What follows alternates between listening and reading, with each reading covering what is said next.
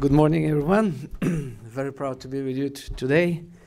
I'm very proud to be serving as a president of Bulgaria, a very peaceful country, the country of roses, a country which is very well known all over the world of its ancient history, culture.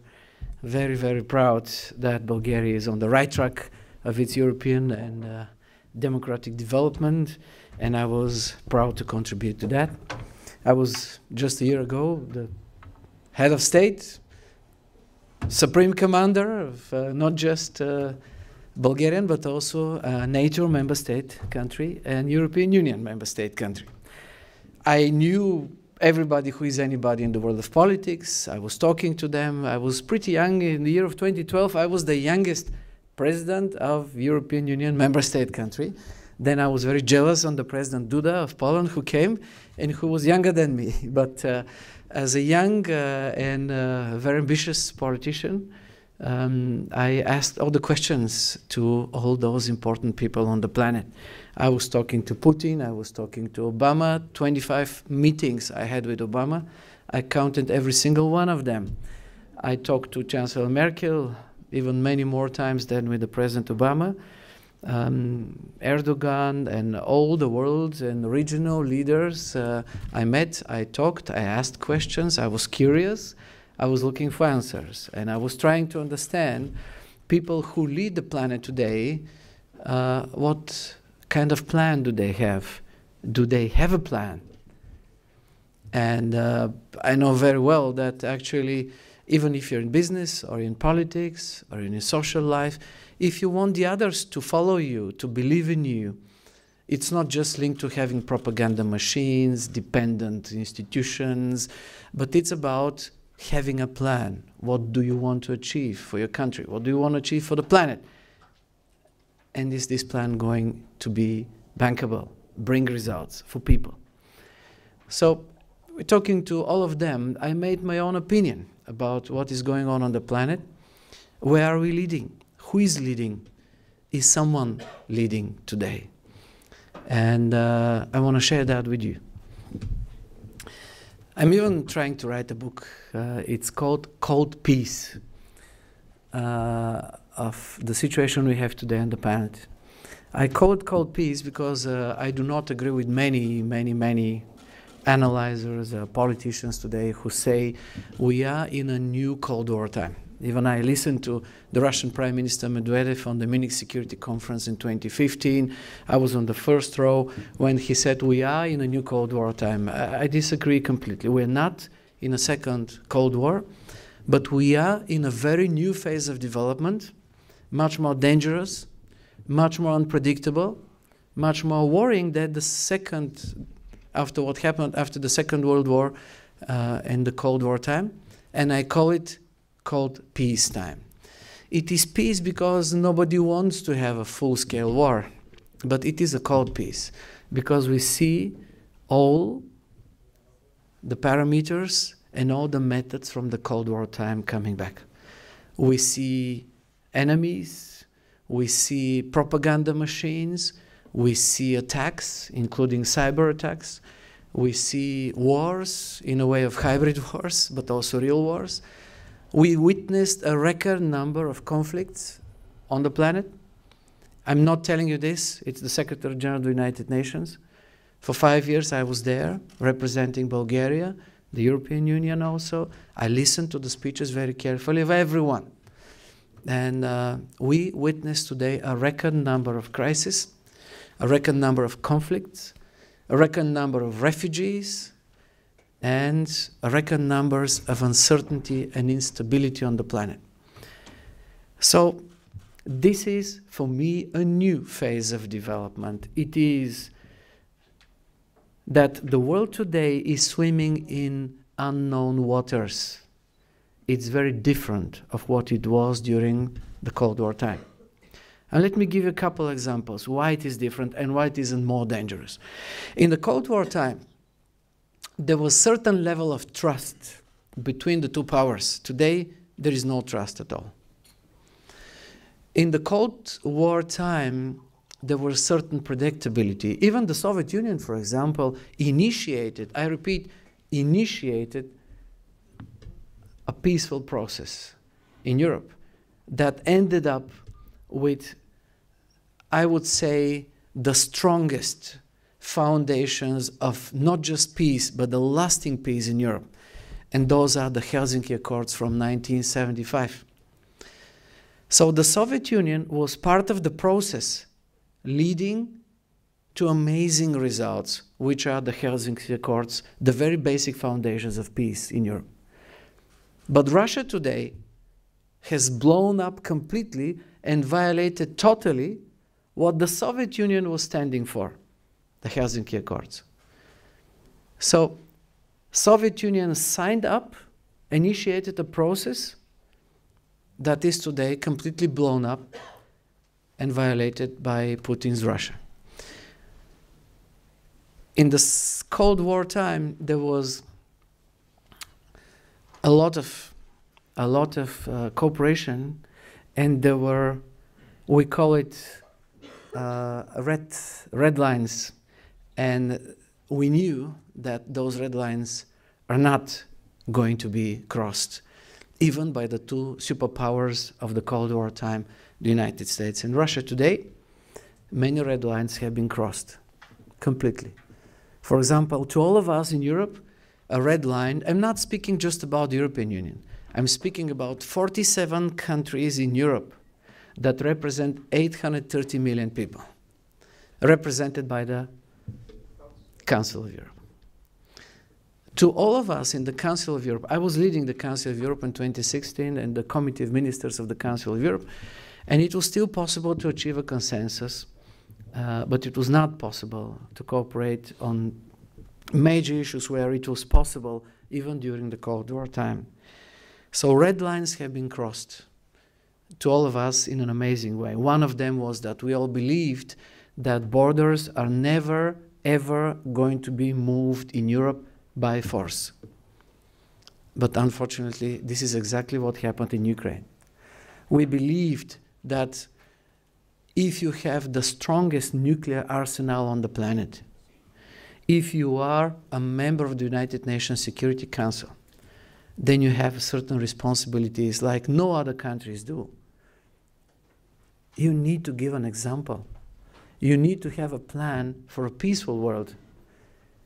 But we've seen exactly the opposite, including for members of the United Nations Security Council. If you're a member of the United Nations Security Council, you should build up institutions. You should work for rules. Because the only way to have peace, and not just peace, but a lasting peace on the planet, is if you have rules that apply to everyone, and institutions that guarantee the rules are kept. Because if we do not have rules, and we do not have institutions to keep the rules, we're going to have a chaos. But we have seen members of the United Nations Security Council, permanent members, who have been blowing up the rules in this new phase of development, which I call cold peacetime. In the cold peacetime today on the planet, we also see an innovation that is called frozen conflict. And that innovation, frozen conflict, is freezing some countries. Again, it's cold in the cold peacetime. Many countries have been frozen. Look at frozen conflicts all over the Balkan and all over the Black Sea, from Azerbaijan, Armenia, Moldova, Ukraine, Georgia. Today, Georgia, for example, is not controlling 1/3 of its territory because of a frozen conflict. So Russia, but not just Russia, innovated the frozen conflict as a tool, I would say very cheap and very efficient tool to keep countries in its neighborhood dependent. Because who's going to invest in a frozen conflict area? Who is going to bring perspective for people? Who is going to bring working places, machines, technologies, if people are on the front lines? So the frozen conflicts today in many countries are initiated by some other powers in order for those powers to keep such countries in their periphery dependent. In the cold peace time we're living today, we also have a situation where the President of the United States, who is supposed, at least the President of the United States, to have its role of leading, having a plan not just for the United States but for the planet, is doing exactly the opposite. We have an American president who is preaching and praying that he wants to make bilateral deals. He wants to strike deals. But just tell me, one problem on the planet, one of them, one of the many we have, that could be solved by a bilateral deal. Even you get China and the United States together, two more powerful countries on the planet. Are they capable, just two countries, China and United States, to solve climate change? Can they solve migration? Can they solve economic crisis if they come again? Can they solve terrorism, which is striking on our streets on a daily basis? They cannot. So the American president wants to strike bilateral deals, but I don't think that you're expecting from a president to strike deals. And bilateral deals are no solution. They do not represent any solution to the problem we face today on the planet. The multilateral solutions could be solution, but not bilateral. And we have witnessed, and I was so proud, I was representing Bulgaria when we negotiated by COP21 and the process before and after the Paris Climate Change Agreement. That's historic. You have 193 countries, all of them, rich and poor, strong and weak, big and small, all of them reaching a global agreement on fighting for the next generations for a clean and a better environment. The planet is burning today. It's burning of gases, overcrowded of people, of cars, of waste. And we need to have a solution. And we had a solution. And I was so proud. I put my signature, 193 countries. And now we have the American president who is blowing that, the global consensus. And we had also an amazing agreement, 193 countries on the so-called Sustainable Development Goals. And all of them make sense. 17 goals for a better planet. And we agreed to all of them. And I wish that there will be debates also here at this wonderful institution about the Sustainable Development Goals. How are we going to achieve them by 2030? Because this is a very sound foundation of how do we see the planet in the future, what do we want to achieve for our children.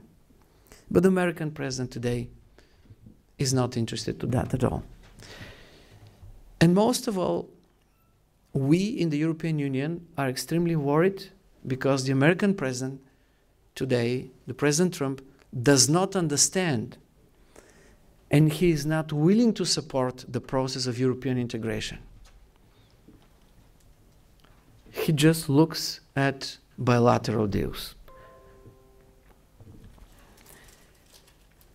I am also very worried because we all speak, and I'm going to tell you a couple of words about what is going on also from technological perspective on the planet.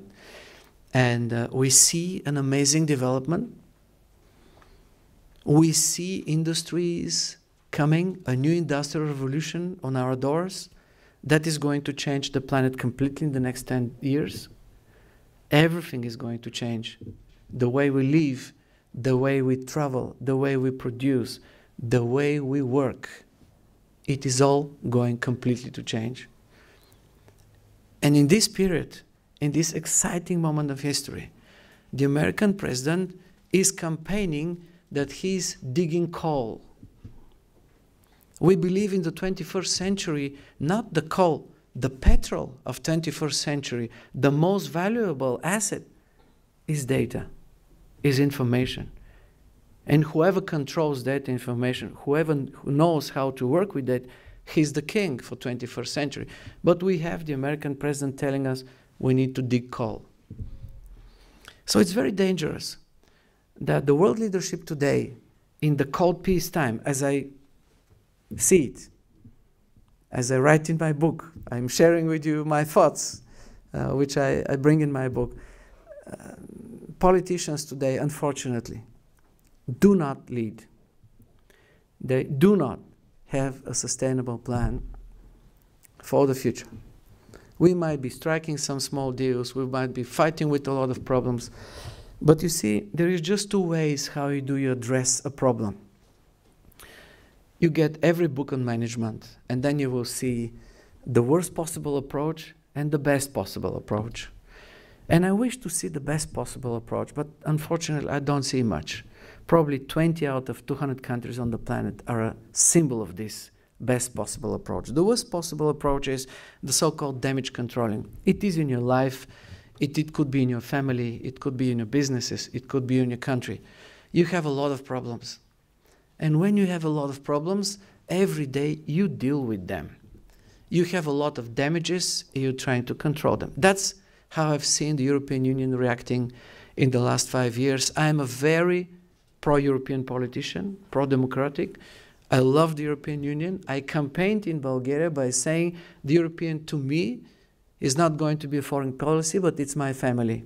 I was living in Germany, so it's my family. But and I was trying, hardly trying, talking to all the heads of states, all the prime ministers, to tell them about the good approach and about the bad approach. I was leading. I brought 11 presidents in Bulgaria, and we had a negotiation about the problems in the European Union. I was asking them, dear friends, if you want to solve a problem, you need to point at the problem. If you're hiding the problem, you're not going to solve it. Today, many governments are hiding the problems. They're shifting the problems to the next government, to the next generation, but they're not solving them in a sustainable way. That could be populistic, that could be working well for today or tomorrow, but it's not working on a long term. Today we see the march of nationalists and populists all over the European Union and the planet. They represent between 10 and 20% of political spectrum in most of the countries on the planet. But just if you look back into history, I'm asking a very simple question.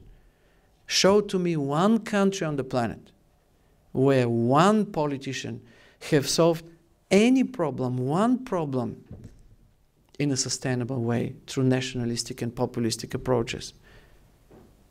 You can address people's fears, but you should not just play with people's fears, you should solve them. It is up to politicians not to deepen, but to solve the problems. And I was preaching and praying also in the European Union, let us point at the problems. We have not one, 11 crises. I pointed at every one of those 11 crises. Let us get one of them and let's get it solved so that we are proud we've done it in the European way. And people in the European Union will be so proud to see that the European Union is capable of solving difficult problems. I wish that the European Union will come back to the stage, as we have a very dangerous situation today. The power today is shifting. Balances are changing. And we have a very new geopolitical situation, which is extremely dangerous, because I will put it this way, I hope you understand me right. There was one world order that was created right after the devastation of the Second World War. Politicians were devastated. They had to look for a solution. The questions were very simple. After hundreds of years of wars, how can we create a sound foundations for peace in Europe? Churchill was the guy who created the Council of Europe, actually. And politicians have started building up rules and institutions. And that lasted until 2014, when Russia has blown up completely and violated all the basic foundations of those rules and institutions. We had a situation where politicians believed that the only way to have peace and sustainable peace is through institutions and is through rules of international order. And they have built up and built up and built up. And that was a very interesting process of learning from history and making history.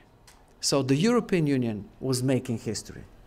The European Union was leading, it is, and it was a unique project where countries came together. Big countries like Germany, United Kingdom, France refused to play the big powers, the great powers games from the centuries. They refused what Bismarck was preaching and praying or what Napoleon was doing. They said, we want to have a lasting peace. And the only way to do that is to understand that for peace, everyone is important. Every country should and has to contribute for global peace. And because of that, they have built up institutions and worlds of international order.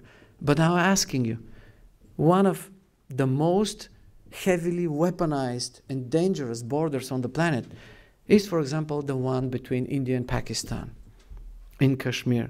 Now you tell me, I'm asking a very simple question. Look at Ukraine. Ukraine was the third largest nuclear weapon country on the planet back in the Cold War time, after the United States and Russia. Ukraine had 1,550 nuclear warheads. It was more than United Kingdom and France together. And Ukraine gave all its nuclear weapons, all of them, against the signatures of 4 great powers, big countries on the planet. This is the so-called Budapest Memorandum. And it was written in this memorandum with the signatures of United States, Russia, France, United Kingdom, that Ukraine and the sovereignty of Ukraine is totally guaranteed by those 4 countries. And in order to have this total guarantee, Ukraine was giving up 1,550 nuclear warheads. And today the Budapest Memorandum is blown, is burned, doesn't make any sense, and is not important. Because one of the countries who signed the Budapest Memorandum violated it completely and occupied territories of Ukraine. And if India and Pakistan today even have the greatest will for a nuclear disarmament, who's going to guarantee that? I'm asking a simple question. Who is going to guarantee that? And who are those countries going to trust to guarantee them to give their nuclear weapons? As Ukraine was guaranteed, and it happened what happened.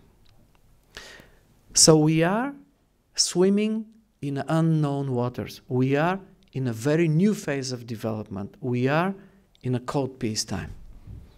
And this peace is cold because many countries have been frozen.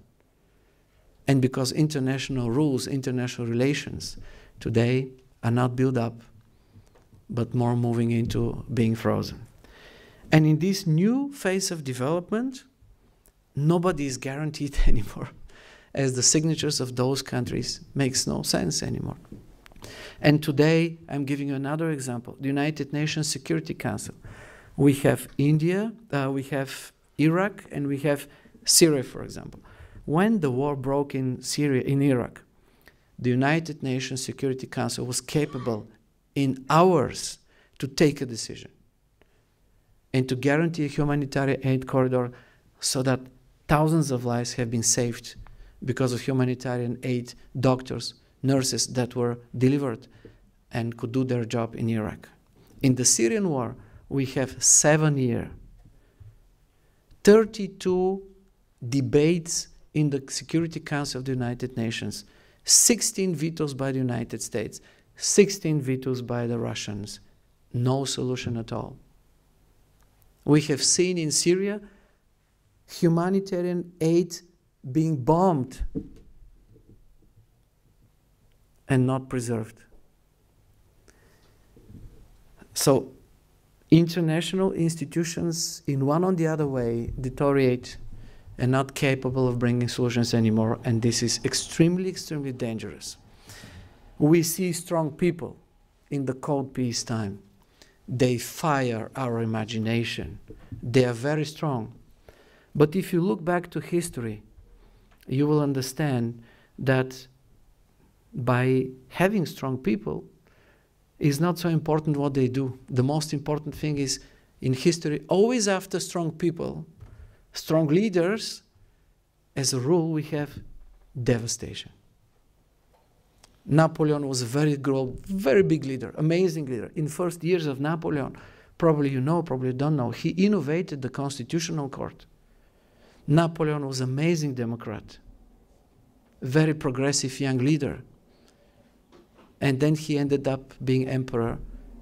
And after Napoleon, Europe was burned completely. Alexander the Great was an amazing leader. But after him, it was a very big devastation. Putin, Erdogan, Trump, they're saying they're very strong leaders. And I'm very worried. To me, a strong leader is the one who builds up strong institutions. To me, a wise leader, not a strong leader, matters. When I see strong leaders, then I'm telling myself, in history, I know what happens after strong leaders. A wise leader, what is he doing? To me, a wise leader, a wise president, is modernizing its country. It's building up institutions of international order, sticks to the rule of law, works for perspective and a plan for the country and for the planet. A plan that not just himself presents, but people trust. And a plan that is bringing results for countries and for a planet. And we have today such wonderful leaders. But on the other side, in many of the countries, we have strong leaders. I'll be very honest with you. Today we have leaders, democratically elected, who empty our democracies out of content. So you have democratically elected leaders that weaken and do not strengthen our democracies. You have democratically elected leaders that are not building up institutions, but capturing and taking over institutions. So in the cold peace time, we have very, very, very dangerous processes. But on the other side, when I'm telling you that politicians today do not lead and do not have, to me, in most of the areas, a sound plan for the future. I was so proud with the SDGs. I was so proud with the Paris Climate Change Agreement. I was so proud with the way United Nations, UNESCO, here we have a magnificent and a wonderful world leader, and Lady Madame Bokova, she is going to talk to you after me. She has been leading the World Cultural and Educational Institution.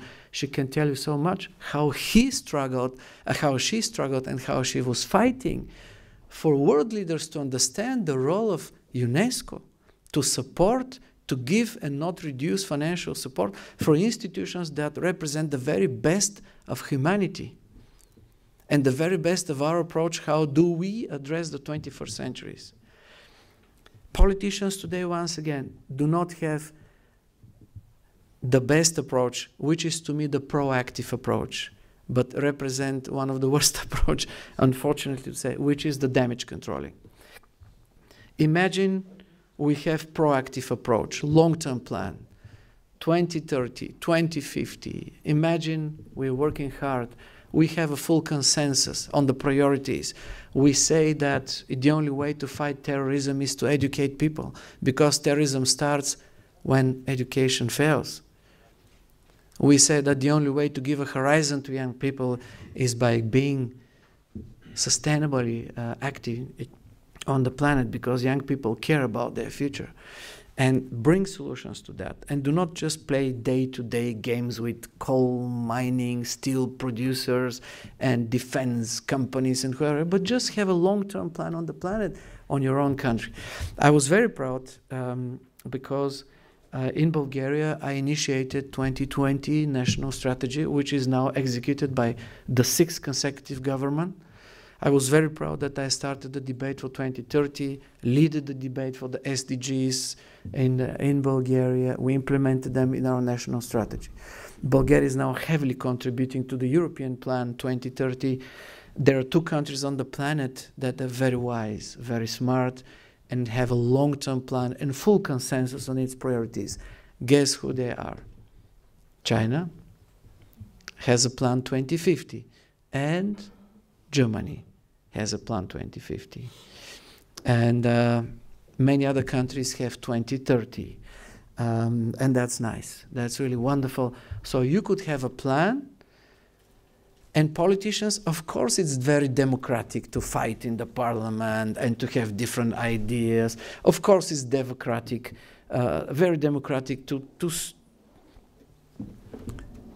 not to agree. Everyone has its own opinion. But hopefully not to have partisan approach, not to divide the nation, which I think today many presidents do, and especially on long-term strategic priorities for the planet and for the countries, there has to be a consensus within political elites. That's what we have in some of probably 25, 30 countries on the planet. And those countries lead today. Could be Switzerland, could be Germany, could be Finland or Sweden, could be Canada, Australia, China. Those countries have sound and long-term plans, and they have achieved between political elites a consensus, and that helps a lot, which is not the case with the United States, and which is not the case with Russia or Turkey and many other countries on the planet. And I'm coming to the most important point. Who leads then today? We have a number of dreamers, a number of visionaries, amazing entrepreneurs who do lead today. And we have people, you know the names better than I do, but I'm going to struggle with some of you who say Richard Branson or Elon Musk or Bill Gates or Jeff Bezos. I know many of them. The most interesting guy to me is Masayoshi Son. He is the chef of SoftBank. I just met him 3 weeks ago in the United States. This is the guy who created Yahoo out of nothing. This is the guy who made the biggest Chinese search machine, together with the Chinese richest man in China. But this guy today is investing $100 billion in just one thing, and it's called artificial intelligence, AI. This is the guy who leads this amazing development on the planet with his bank in Japan called SoftBank. So we see the rise of the machines, we see new technologies, we see artificial intelligence, we see Internet of Things, we see an amazing world coming in a very fast speed. The boss of BMW, just 2 months ago, I talked to him, he was telling me BMW is not going to be a car producer anymore. BMW is a platform for mobility. Masayoshi Son was saying in a speech in New York 3 weeks ago, you can measure the intelligence of people. So the coefficient of intelligence of ordinary people is 70. Coefficient of intelligence of very wise people is 100.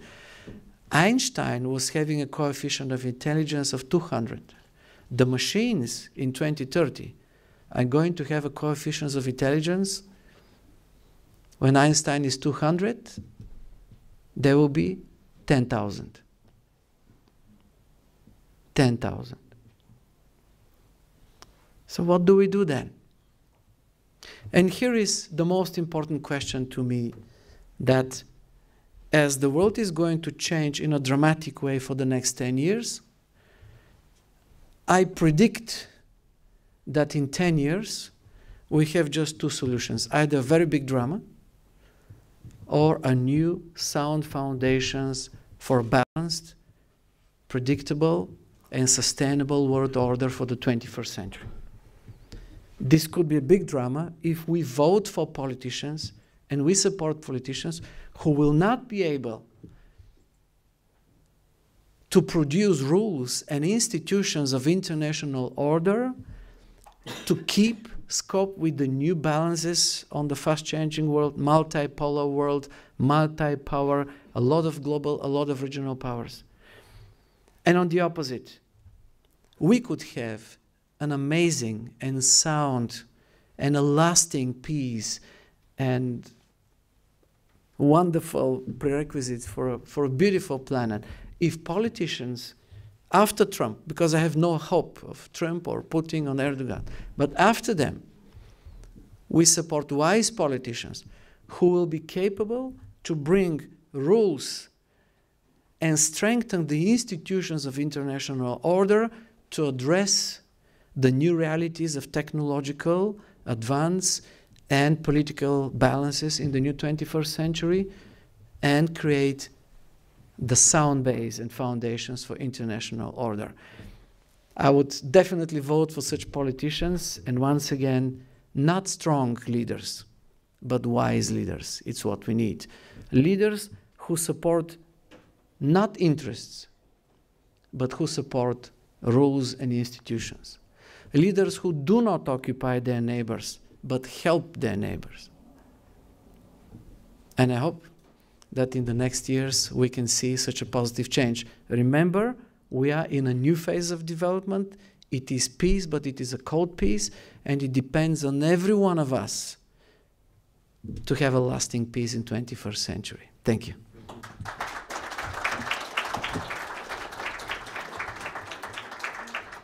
Mr. Plevneliev, thank you very much for a very interesting speech, for a very interesting statement. But do we have questions? Mr. Plevneliev, please go ahead. Well, I will start if you don't mind. Well, okay, well, Mr. Plevneliev, we are very worried what is going on in the modern world. You mentioned United States. It's a pity that the Paris Agreement of 2015 December destroyed. I can see in my land, well, we have a snow in Europe, and in Armenia this year winter we have average temperature plus 15. And what is going to happen in the summertime, we don't know, because we were overwatered. Now it's totally changed. Now it's totally changed. We are going to harvest grape 2 times. You know what's happening. But you know, and I agree with you that such type of behavior is destroying the world. But yesterday, from this building, I went to the hotel, having a look to the last economic news. And there was a report, the first one, that in February, in the United States, they created 381,000 new jobs.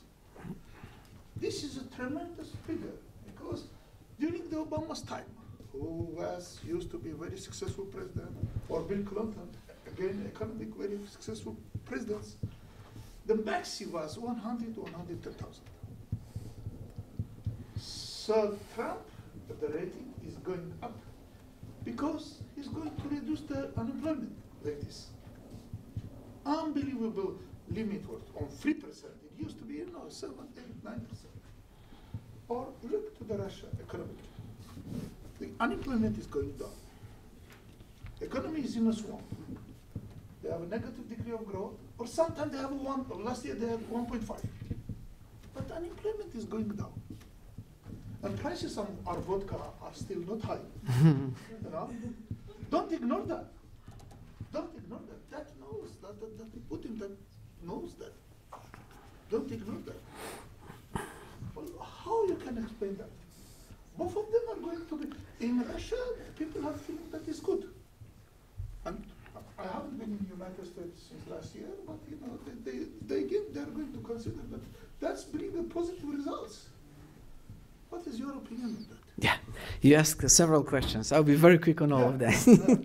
First of all, Paris climate change agreement is not dead, definitely not dead. Even if the President Trump is pulling out, the others will stay. The French President Macron is doing a remarkable job, amazing job on that. So, and it depends on every one of us who signed. I signed on behalf of Bulgaria the Paris Climate Change Agreement, and Bulgaria will deliver. And I'm sure that all the others, we have a very clear national plan on how to do that. Today, for example, in my country, 20% of energy comes from renewables, 20%, which is a lot. On the other side, Trump, I'm going to fight with you, is not creating new jobs. It's the American economy who creates the new jobs. And if he's pushing with his propaganda and tweeting that he created 380,000 jobs, I have to tell you, if you listen, go back in YouTube and look at the latest Obama speech of the State of the Union for 2016, then you will see that Obama will say, during my 2 mandates as a president, I created 10 million jobs, even between 10 and 12 million, which is right. But also is not right that Obama created them. Listen, who creates those jobs in the United States? It's a simple, the new industrial revolution creates them. And the new industrial revolution is bringing amazing opportunities to countries, but is going to devastate some countries. So it is up to all of us to understand what is going on with the new technologies and to cope with them and to be part of them. The United States, let me explain very simply what is the new industrial revolution all about. It's about customizing goods. So in the future, medicine is not going to be, you're not going to buy aspirin C from Bayer. You will be receiving aspirin for Peter, for George. It will be customized for every person. Cars will be customized. In the past, Emir of Qatar was buying a Rolls-Royce Phantom with the so-called night stars on the floor, which as an extra was costing probably 20,000 euros. In the new BMW 3rd Series, you will have it for 200 euros. So things are going to be customized. And those countries who will mostly benefit, I'll give another example. Adidas today in Germany is reshaping completely its factories because Adidas believes that they should produce your own personal shoes, deliver it to your home without this cost $1 more. So you're going on the internet, your color, your form, it's your own shoe. And you reach it and you become it, and it's not more expensive. So it's about customizing. The 3D printer is what he's doing. He's customizing. So, but the point is that the new industrial revolution is empowering those countries who are closer to the customers, because the customers of the new industrial revolution, unfortunately, are 1 billion people. Middle class, upper class on the planet. It's not all of us who will benefit in the next years. And those 1 billion, you have 300 in the United America, 500 in Europe, and some in the Eastern Coast, unfortunately. So the fight is for middle, upper, for middle class, for hope, for horizon, for everyone who sees not equal money or equal, but equal perspective, equal chances, and then it is up to you to create them. So Trump, with protectionism, could be on a short term creating jobs. On a long term, he's going to devastate the American economy. And you need to be careful. And one more thing. I was in the real estate business before I became a minister. I was one of the very few people, members of the Global Real Estate Institute. When I was a member of the Global Real Estate Institute, we gave Trump as an example, as one of the very few entrepreneurs in the real estate business who didn't make any money. I'll be very clear with you. Trump inherited more money that he has today. He might be having very strong propaganda, golden buildings on Fifth Avenue. I don't think he's a symbol of a wise and sustainable business approach. In half of the countries on the planet, he cannot go with his real estate projects. One of them is Brazil, for example. He promised to Brazil, Rio, Trump Towers, and delivered nothing. Many of his projects bankrupted, but you cannot allow a country to bankrupt. So once again, be very careful. It's not the leaders. What we need is institutions. We need economies. We need economies that face ordinary people and bring results and solidarity for ordinary people. And in Russia, just a last sentence, in Turkey, huge imbalances. Don't look today what is going on in the price of vodka. I can tell you that Turkey by 2023 is going to be in a huge crisis. And it will start with a banking crisis. Russia has burned half of its foreign reserves. And the trend is very negative. Thank you very much. Yeah, please. Question? Yeah, just in California, United States, One more question. Shoot directly. Okay. I wanted just to address the unemployment figures in the United States and thoughts on, because in the United States there are people that are working 60 to 80 hours a week and are still homeless, and so they're technically employed, but the living wage is so low. So if whether the indicator of unemployment is necessarily an indicator of a good economy for a population of a country, to address both of you on that, actually.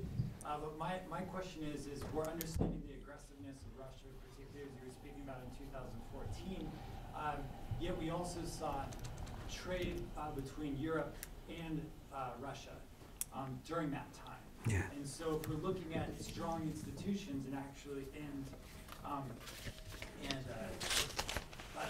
stopping something, how will we do so if the businesses are still maintaining a healthy relationship, in this case with the Russian oligarchs during the 2014? Yeah, okay. So very briefly on this last question.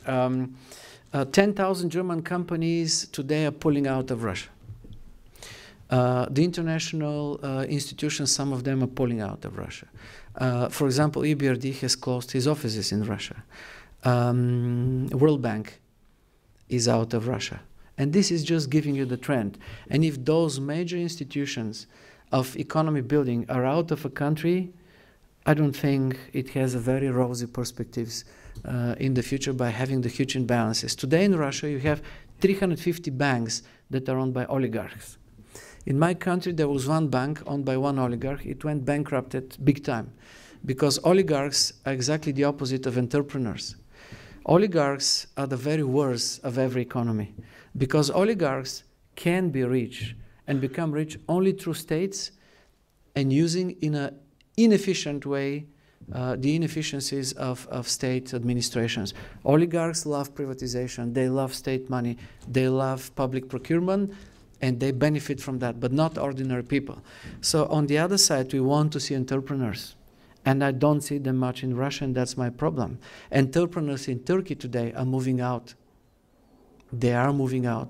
Entrepreneurs who are the opposite of oligarchs. And when I see 350 oligarch banks in Russia, I know they haven't been managed well. I know sooner or later a crisis is coming. And then such strong leaders, even as President Putin and Erdogan, are going to be hit very hard because ordinary people will then see the price of vodka in a very different situation, or the price of whatever. My point is like this. In the United States, or in Russia, or in Turkey, or in any country on the planet, what is the president? The president should be, to me, a moral compass. He has to represent the very best of society. The American president had to represent the American dream. And the American dream is not about having money and a model as a wife. The American dream is on the Statue of Liberty. The American dream is not about dividing your nation by those who benefit by high technologies in California and those steel workers somewhere in Detroit or in Iowa. So we expect a president to unite, to have a plan, to lead, and not to strike deals, but to support rules and institutions. Thank you very much. Thank you very much.